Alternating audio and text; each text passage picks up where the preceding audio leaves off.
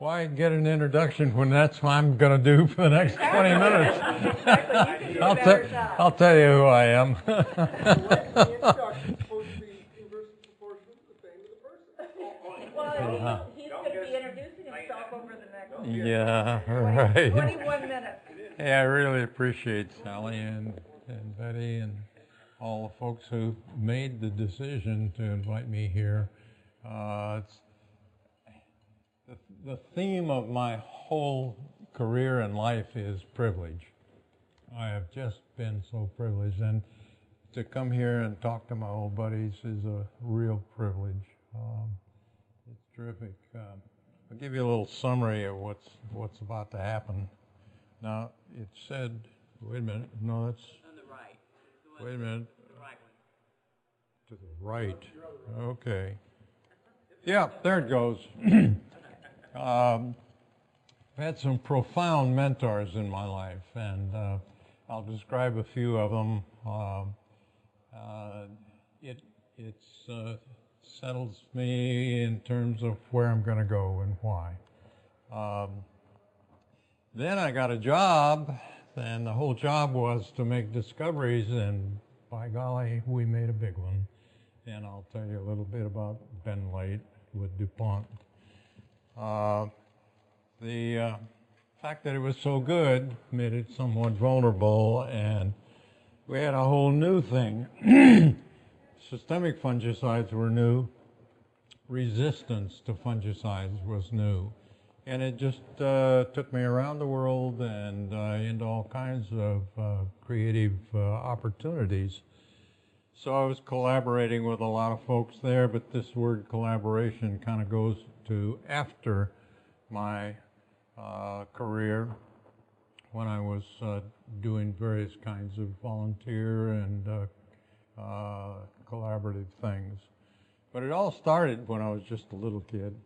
The ideas were there. Dad was farm-oriented. He wasn't a farmer, but he had a little farm down in Missouri. And just as soon as I was able to hold one, he sent me down there to chop cotton, to hoe the weeds. And when I say that, the image I have is of an endless row of cottons. 40 acres for a little bitty kid with a great big hoe was quite a bit. That just got me started. Then I've got an uncle, and this is Uncle Denzel in the picture with me here, and he's out in Colorado growing sugar beets and alfalfa, and Dad sent me out there to live with him 3 summers. And Uncle Denzel was, he was a very definitive piece in my life. When he said something, you knew that's what it was going to be. Almost my first day there, we were changing some equipment, and he said, Charlie, go to the shed and get me a crescent wrench. Well, I barely knew where the shed was, but I walked over there to the shed, and I was feeling pretty damn good because Dad had taught me what a crescent wrench is. So I grabbed this wrench and walked back to him and handed it to him, expecting to be thanked. He said, Charlie, in the future, when I ever ask you to do anything, I want you to run. I want you to move. I want it there now. And that was just kind of the attitude of the relationship that I had with Uncle Denzel, but I loved him and he loved me, and we nurtured each other through the whole thing. But about the time I was going into high school, I had this myth, this belief, basic belief that all things start with growing food, with agriculture, with food. Production is growing food. And so it was kind of a natural for me to do that. Now this picture, it needs a lot of explanation. When I graduated from high school, didn't even go to sleep that night, jumped on the train and went to Great Lakes boot camp. I grew up during the war, Depression and the war, and I knew I was going, and went to Great Lakes to be trained to kill Japs. Basically, that's it. And I'd been propagandized to Japs aren't just the enemy, they are bad people. Now let's go kill some.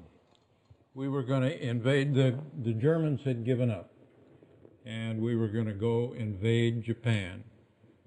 I'm on this big boat, and the bombs drops, and the war is over.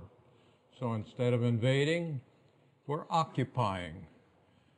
I pulled into Tokyo Bay, and you wouldn't believe, burned out, leveled everything, just devastation. Went down to Sasebo, and we took little trips into Nagasaki and Hiroshima as tourists, riding in the back of a truck. You can't understand how profound that is.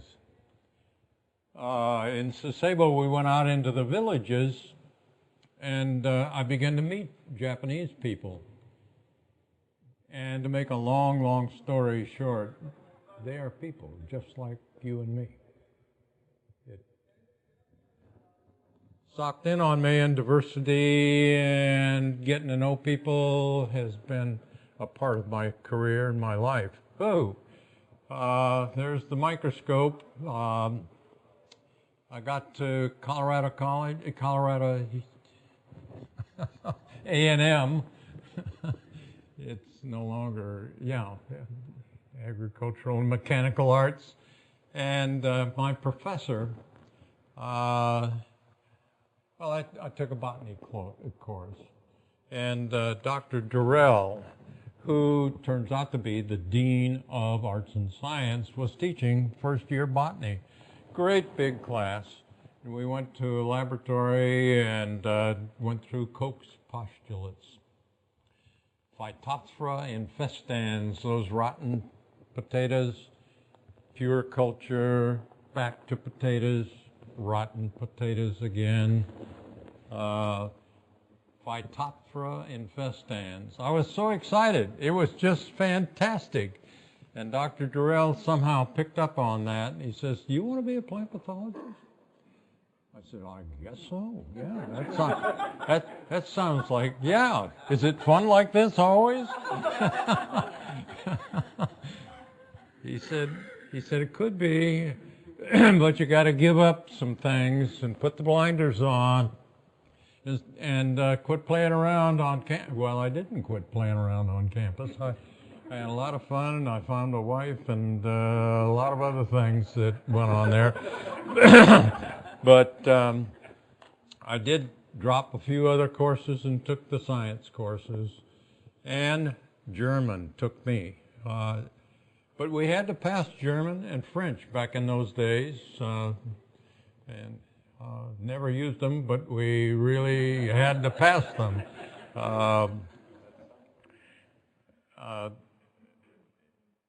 For one reason or another, my brother-in-law was at Davis, California, in physiology, and he liked it, and so I followed him to UC Davis and became a graduate student there. And Bill Hewitt, as I walked into it, they said, "You're going to be the graduate student for Bill Hewitt." And the graduate students who had been there around me began to roll their eyes and look the other way, and I got the message. Bill Hewitt is something to deal with. He was really tough. He taught a methods course, and man, he had the methods, and you better learn them. First field trip I took with him, I got the loaded up with all the things we needed. We were going to make some treatments, and we got about halfway to Salinas Valley, and he said, "You did put the chemicals in, didn't you?" Oh my God! He didn't kill me. He didn't hurt me even. We got to be really good friends, and man, did he champion my fast track, get that thesis, make it focused, get it done. And I found out that powdery mildew fungus doesn't relate like most fungi to humidity. Did a lot of technology with the engineering department to get the equipment put together and so on. And well, it turns out 3 years to the day, I had a publication of my thesis ready for Phytopath. And he did it. I just worked. Yeah. Then it was a matter of getting a job. And that's the job of the department chairs. You know, they were going to take care of you. They'd get you fixed up here or there. But the DuPont recruiter came on campus, and what ended up was I took a job with the DuPont company, and this is their campus. In Wilmington, Delaware, on the Brandywine. Every one of those buildings is full of scientists of one kind or another with the objective of making a discovery and producing it so that it can be useful and make money, of course. I just had a fantastic career there with them. They said, hey, we've got these screening processes that may need to be modified a little bit, and so I put live plants instead of petri dishes in there, and we were treating soil and seeds and cut stems and leaf discs, and we were going through Koch's postulates. We were controlling disease, not pathogens. And lo and behold, popped up. You couldn't have missed it. But good old Hein Klopping, a creative chemist, came up with the benzimidazole chemicals that began to just pop out here and there. And then Harvey Laux came into the team, and he made some more. And we came up with E965, and geez, this is the greatest thing you could think of. And then we came up with U811, that's even better. And the word came in from the toxicology lab. It's a whole nother campus for toxicology of compounds. And they said these things are safe. And we kept putting them on different kinds of plants at unheard of doses compared to what they work. These things are safe on plants, and they move across the leaf and up the leaf, not down, but up. And it was just like, this is wonderful. And so Benway took over. Actually, it was T1991. And got a chance to, let me see if I'm talking about where I am here. Yeah, T1991 that I took to the first International Congress. The paper was ready to go in 1968. Some of you were there. Sally was there. No. Sue was there, not Sally. Yeah. Jim was there, yeah. Each with a fantastic experience of the pomp and the circumstance that went with it. But I gave this little paper on T1991, and the interest was worldwide immediately. I got close colleagues from everywhere who wanted some and wanted to tell me how it looks, and wanted to share data, and it was just a fast track. I was supervising a group on fungicides, so I didn't have to spend all my time creating new tests and all that sort of thing. What I didn't say to begin with was the reason that I went with DuPont, and it says up here, I sold my soul. The perspective from academia was that if you go to industry, you're just a liar. They call it fake news now. And that you've sold your soul. Well, the teams that we worked on were there to make sure our soul was honest, and that if you deviated a little bit from it, you got called on it immediately. And it was just a great experience of collaboration. Okay, I'm at the Congress, and everything's going fine.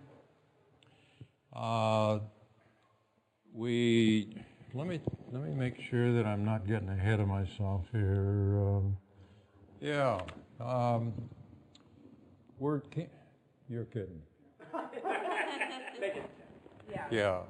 Well, okay. We don't need to have much time. No, I'm not going to do that. But yeah, resistance began to come into play. We began to hear from it. Georgiopolis in Greece and others, the Cercospora, sugar beets. Resistance got to be a more serious problem, and some of the other industries were coming on with new structures, and we needed to find ways to cope with resistance, and it was just like pioneering something brand new. Well, mixtures and using it less often are pretty obvious, but hard to sell. And DuPont salespeople listened, and they said, okay, we'll sell less if we can keep it longer. And that was a terrific experience to work with them. But then workshop after workshop, we're developing here, there, and the other place, and Professor Decker and Wageningen put together this tremendous workshop on resistance to fungicides. And during that workshop, one after another industry person got up and said their experience became obvious. We needed to be working together and cooperating. Who would ever hear of somebody suggesting that industry cooperate with each other? But it was obvious, and so I helped organize that, and we went to GFAP to get the legislative part of that put together. And FRAC got started, Fungicide Resistance Action Committee got going, and what's that next slide? Well, it talks about it a little bit, but this came later. Got it going, and I could stay with it just as long as I was with DuPont, but I graduated from DuPont after 32 years, and so I couldn't lead FRAC anymore, but FRAC took me on as a consultant, and we started workshops in developing countries. A couple in Africa, and a couple in Latin America, and one in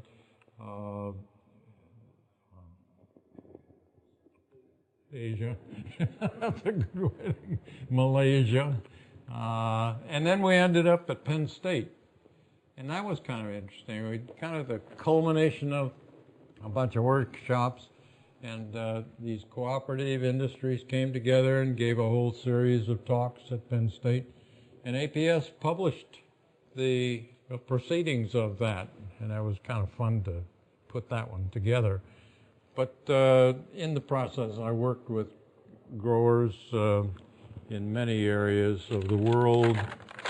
I've got a whole nother page here, but it'll go fast, I hope. Well, when I retired, I immediately went to AAAS, sponsored by a group of agricultural protection societies, and I don't hear much about that society, but APS helped to sponsor a year on the Hunger Committee in the House of Representatives. Can't believe how hard those people work in Washington, D.C. Wait a minute, I got a good slide of that one. See, there I am. Doing things in Washington. I live just down the street from the Capitol. And at the Agricultural Committee and all the activities that are going on in Washington. I stayed there 5 years, not in Congress, but there and doing consulting of various kinds.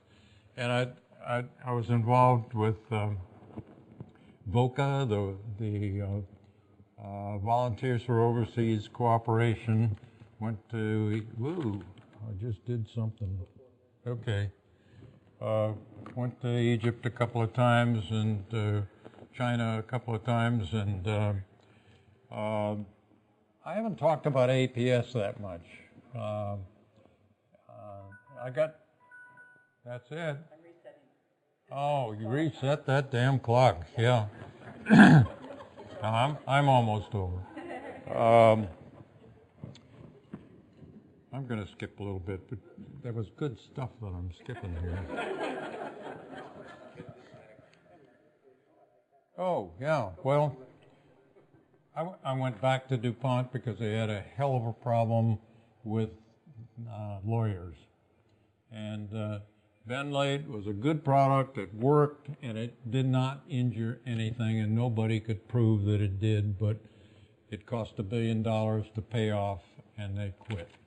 Benlate. That part broke my heart, but and APS, the Office of International Programs, was coming along at that point. We got three who followed afterwards, and it's still going great.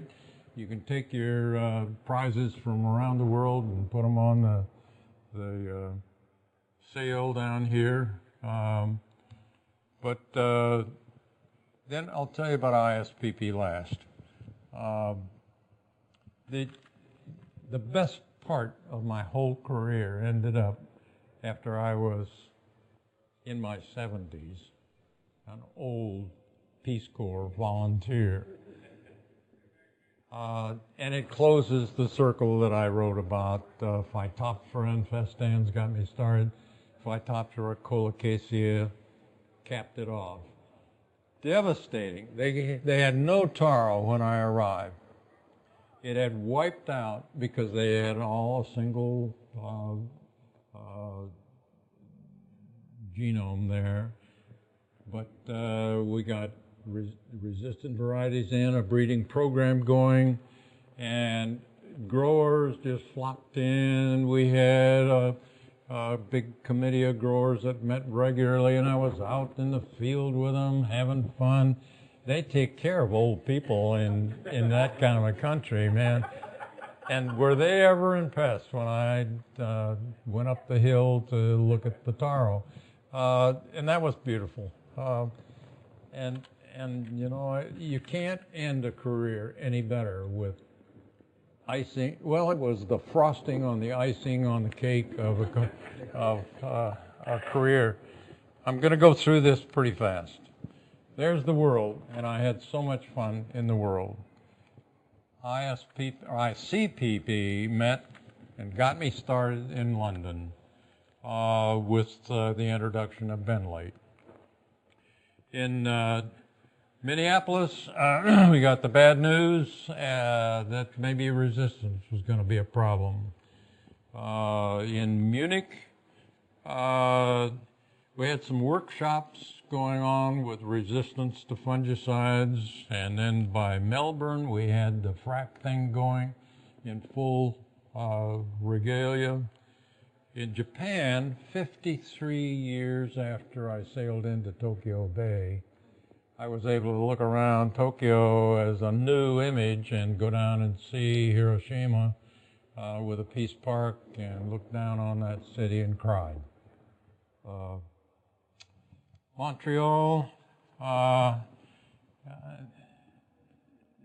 They talked about Fran Fisher's World Directory that was in solid copy and a wonderful document, out of date. Would somebody bring it up to date? So I said, sure. In Edinburgh, are we up to that point? Yep. Okay, Edinburgh. Norm Borlaug was there, and we're talking all about food hunger, and I got up in one of the sessions and said, hey, what about population? We all look at the solution is more food. The problem is too many people. And yesterday, we found the answer. Just wait 35 more years, and that's all I got. And we're going to coast right on in, which is terrific. What's next? I didn't even see what came up, but yeah. Well, I was Secretary General by then of ISPP and Torino. Whoa! I was the historian. You know, all the delegates came in and they said, I'm from this country, I'm from that country. Came my turn, I stood up, I said, I think I'm just from history. And so somebody said, would you write a history of ISPP? And I said, whoa, sure. So, and then China? No, we got to the whole thing.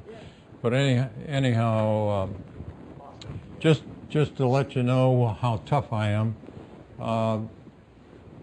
4 years ago, I had a heart attack. I was really out. I mean, I was dead. And they brought me back, and within 2 months I was in China. At the, I wasn't going to miss an ISPP and Boston. I'll see you there next year.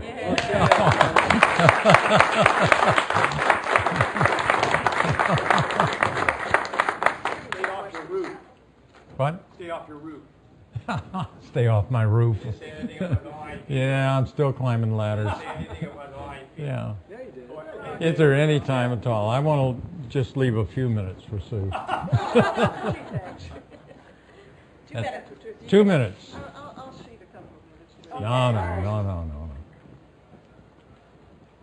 Oh, I answered all your questions. Okay. Yep. Good for Sue. Right. Oops. I'm going to leave this here, and you can get to it. All right.